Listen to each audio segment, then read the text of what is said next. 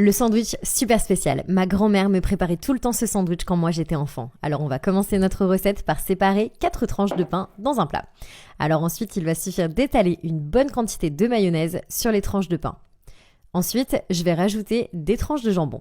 Alors moi je préfère le jambon effiloché, mais ça c'est vraiment comme vous préférez. Si vous préférez des tranches plus épaisses, vous prenez comme vous préférez. Donc l'étape est facultative, mais on n'a plus qu'à réitérer le processus avec nos tranches de pain. Donc une fois que j'ai rajouté le jambon, eh bien, je vais rajouter un petit peu de fromage. Donc ici, moi, c'est parce que c'est ce que je préfère, je vais rajouter de la mozzarella râpée, mais on peut remplacer par le type de fromage qu'on préfère. On peut rajouter de la mozzarella en tranches, également de l'emmental, c'est vraiment comme vous préférez.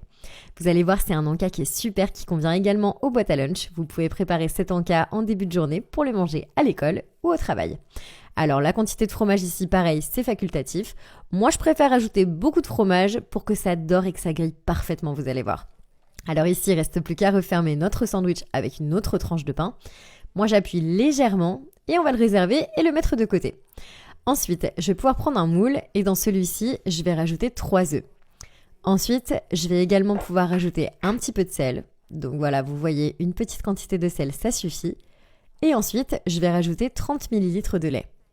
À ce stade, on n'a plus qu'à remuer et à mélanger jusqu'à ce qu'on obtienne une pâte qui est bien homogène et surtout qui est très liquide. Donc quand on arrive à ce stade, c'est exactement la texture qu'on recherche. Ensuite, l'étape suivante, ça consiste à rajouter le sandwich aux œufs et au lait. Donc on va tremper délicatement notre sandwich et on va bien répartir la préparation. Et on va terminer le processus avec le deuxième sandwich. Et ici, notre dernière étape pour notre recette, ça consiste à faire revenir les 2 sandwichs dans une poêle qu'on a chauffée au préalablement avec du beurre.